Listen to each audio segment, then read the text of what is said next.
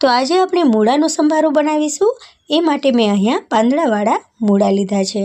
હવે મૂળાના પાંદડા આપણે આ રીતે અલગ કરી લેવાના છે અને પાંદડાને એકદમ સરસ મજાના ધોઈ લેવાના છે। પાંદડાની નીચે જે ડાળખી છે ને તેને આપણે કાપી લઈશું। જો આ ડાળખી તમારે સંભારામાં નાખવી હોય તો તેને ઝીણી ઝીણી સુધારી લેવાની।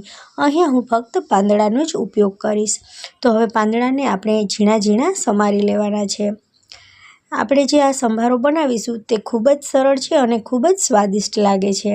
મૂળામાં જ્યારે પણ મૂળા લેવા જાય ને ત્યારે પાંદડા ફેંકી ન દેતા તેનો આ રીતે સંભારો પણ બનાવી શકાય છે।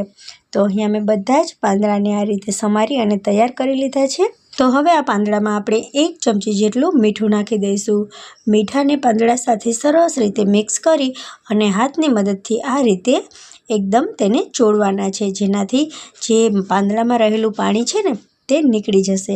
તો આ રીતે આપણે મુઠ્ઠી વાળી અને બધું જ પાણી કાઢી લેવાનું છે। તો અહીંયા જે પાંદડાની ક્વોન્ટિટી છે તે ખૂબ જ ઓછી થઈ ગઈ છે।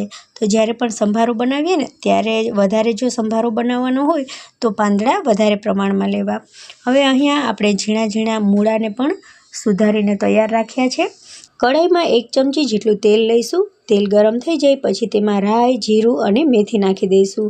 ત્રણેય વસ્તુઓ સરસ મજાની ફૂટી જાય પછી આપણે તેમાં મૂળાના પાંદડા નાખી દઈશું અને ઝીણા સમારેલા મૂળા નાખી દઈશું। તેલ સાથે સરસ રીતે તેને મિક્સ કરવાના છે અને થોડીવાર માટે આ રીતે ચલાવતા જ રહેવાનું છે। ચલાવતા રહેવાથી પાંદડા સરસ મજાના ચડી જશે પણ મૂળા નહીં ચડે।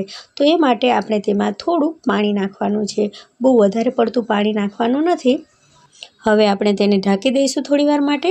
થોડીવારમાં મૂળા એકદમ સરસ મજાના સોફ્ટ થઈ ગયા છે। તો આપણે ઢાંકણને ખોલી અને ફરીથી તેને સરસ રીતે મિક્સ કરી દઈશું।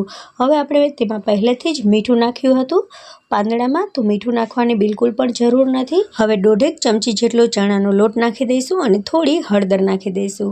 હવે આ બંને વસ્તુઓને સરસ રીતે આપણે મિક્સ કરી દઈશું અને ધીમા તાપે આ રીતે ચલાવતા રહીશું। થોડી વારમાં આપણો એકદમ સરસ મજાનો સંભારો બની અને તૈયાર થઈ ગયો છે। તો મિત્રો, આ રેસીપી ગમી હોય તો લાઇક, શેર અને સબસ્ક્રાઈબ કરજો।